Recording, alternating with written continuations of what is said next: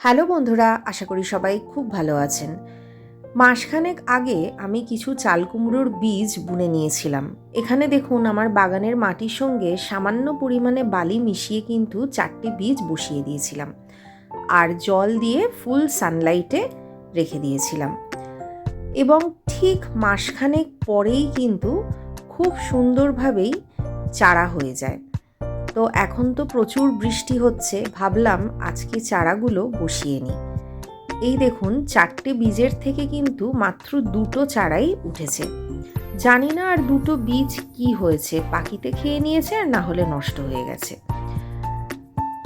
এই সময়টা কিন্তু খুব ভালো সময় বীজ বপন আর চারা রোপণের। এখানে দেখুন, আমি এই চারার থেকে ট্রু লিভসগুলো সরিয়ে নিলাম। ট্রু লিভস মানে জন্মপাতা। এই ট্রু লিভসগুলো সরিয়ে নিলে কিন্তু চারা খুব ভালোভাবে বেড়ে ওঠে। তো আমি খুব চেষ্টা করে মাটি সমেতই চারাটা তুলে আপাতত একটা চারাই এই একটা বালতিতে বসিয়ে নেব।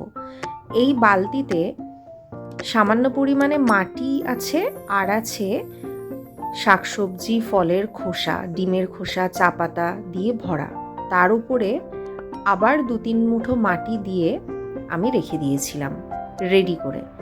আজকে সেখানেই এই চারাটা বসিয়ে নিলাম ওপর থেকে আর একটু মাটি দিয়ে। চারাটা বড় হলে আমি এখানে গোবর সারের সঙ্গে মাটি মিশিয়ে গোড়ায় দিতে থাকবো। দেখা যাক কি হয়।